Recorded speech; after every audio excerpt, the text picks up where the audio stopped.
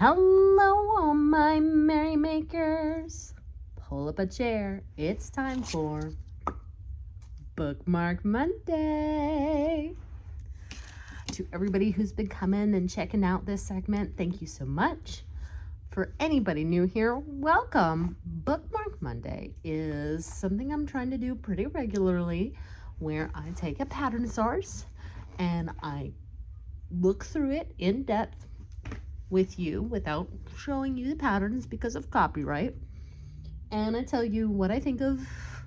I give you the details as much as I can of every pattern. I tell you what I think about it, and I tell you whether or not I would make it, and if there's one that I feel really strongly moved towards, I put a bookmark there. So we are on the second to last chapter of this particular book, which is Afghans to Treasure. It is made by House of White Birches. Don't worry though, because see that bookcase over there? It is full of pattern books and patterns. We have plenty of material to last me until I'm like 80. Hopefully I won't be making this segment that long, but I also feel like I have enough yarn to last me until I'm 80, but I digress. So today we are going to be doing chapter 6, which is called Country Treasures, which starts on page 112. Let's get over there. Oh, and the first one right off the bat looks like the perfect scrap buster. It is called Starburst Magic. Look at that. Does that not look like the perfect scrap buster? Maybe it's the way they've planned out their squares, but this screams scrap buster to me. Now, I would choose colors that are a little bit more cohesive. That's just me. That's the type of person I am. I do like how these squares are mostly closed. You know that when I make blankets, I have a thing about holes. Anyway, this is a pattern by Pearl with an E at the end, Goodwin. And the skill level is average. And each block is an 8-inch square approximately, which is a really good size to do any blanket with. Now, I believe, it just gives instructions for one block, and you can make as many blocks as you want. Of course, it, has a recommendation on how many blocks to make the blanket pictured, or the size they suggest. But say, you're making a boggy blanket. You could easily take this, and I meant to show you this one. You could easily take this and make a 4x5 blanket. I hope I'm doing my math right. Anyway, this next one, that's a strong maybe leaning into yes for me. Again, stash buster. This is called Apricot Fizz. Now that is a lovely color, and I hope you can see the texture. This is by either Alan or Aline Saplinkas. Oh boy, I am going to cover that up so that you can read it. There you go. And the reason I sigh is because it gets its name from the color of the yarn that they use. Now, I love a good texture blanket, especially when you have one color. And I understand why they chose the color they did, because apricots are fuzzy. So I'm gonna get beyond myself and keep on going. So the skill level is easy. It renders a 47-inch by 66-inch blanket. This actually calls for sport weight yarn. This is the first blanket that I have noticed that it calls for a sport weight yarn instead of a worsted weight yarn. Now, I'm pretty sure you could use a worsted weight yarn. That is not a problem. I'm not sure about changing the size because it starts off with a chain, a very long chain. So you would have to read through the pattern to ascertain what if the stitch repeated at all, and then figure out how to change the pattern. So there might be some work in there to, if I wanted to make a smaller size blanket, because you know me, I like to make afghans, aka big baby blankets, or aka boggy blankets. So it's not very colorful. It's not very that's a maybe leaning towards no for me. Now, this next one is called Christmas Stars.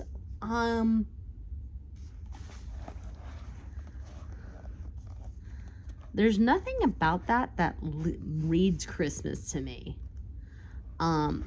Even if I put, if I put that in red and green and white, yeah, sure, that would read Christmas. But again, right here in this picture, they're using black and red, and it doesn't read Christmas to me. So again, the phrase, the what they've named it is like, my brain's like, what? Let's see. This is by Christina McNess. Its skill level is immediate, and the size it gives is 44 inches by 68 inches. It does ask for worsted weight yarn. Now, it's one of the notes says work over yarn strands not in use at all times. So this is mosaic. Don't ask me what type of mosaic. It does come with a lovely little chart, which I do like. So that makes it easier.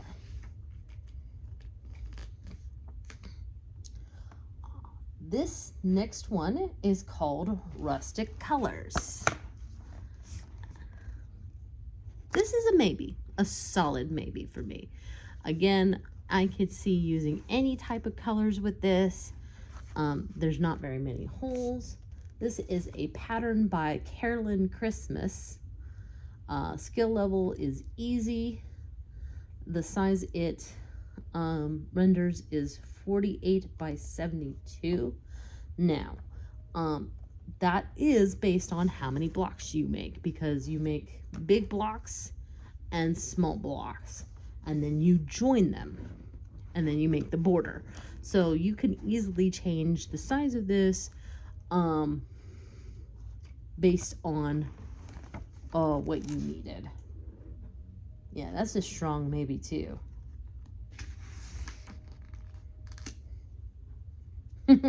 This one is called Crayon Blocks. And if you've been with me for a while on this journey, you're going to know what my problem with this is right away. Does everybody want to say it together? Holes. Holes. Why are there holes in this?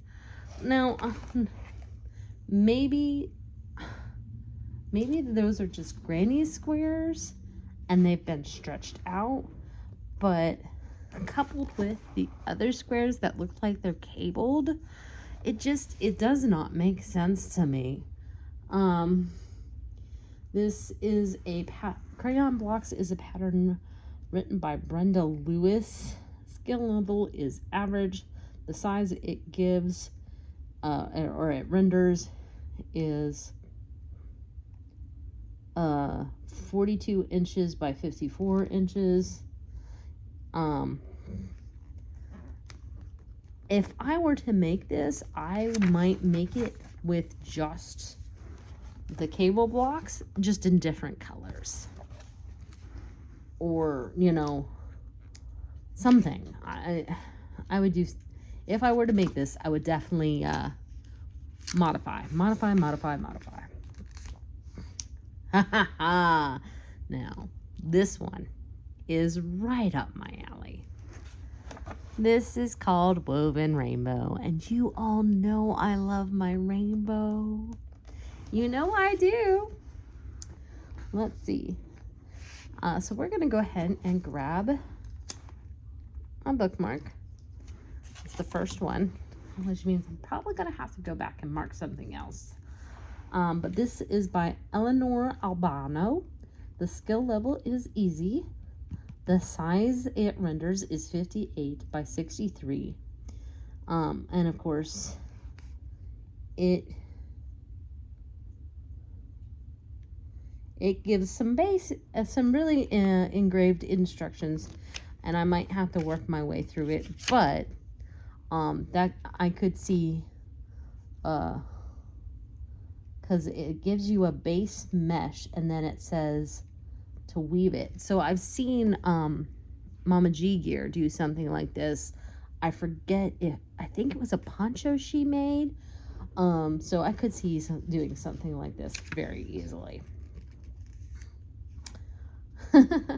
Now here's one for Mantha. Bubbles and triangles. Maybe actually, for me, because I don't have as strong of aversion to baubles. This is also by Miss Eleanor Albano. The skill level here is easy. It gives you a size of 58 inches by 65.5 inches. It calls for worsted weight yarn.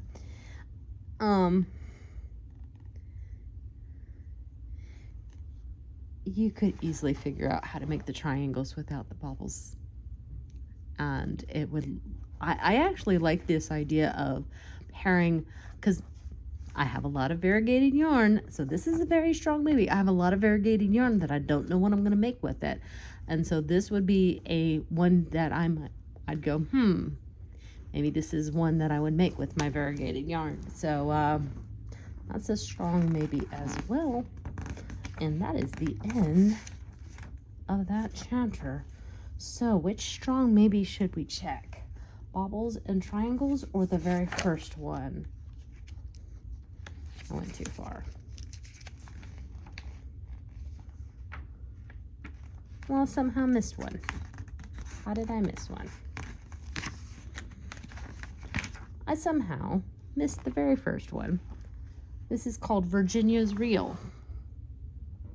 Looks like a nice classic blanket. This is by Sister Virginia Graff. Skill level is average. Size is 52 inches by 76 inches. Calls for worsted weight yarn. But it doesn't call to me as strongly as this one, the Starburst Magic. So should I do a Starburst or baubles and triangles? You know what? Between the two, I see myself, I'm a square. I'm a square person. So we're going to put it on Starburst Magic. Just because, again, I can see myself making, using that being a stash busher or a, oh goodness, why am I holding it like that? Not only a stash busher, but like, my brain is blanking on the word for all those bits and bobs that we all keep.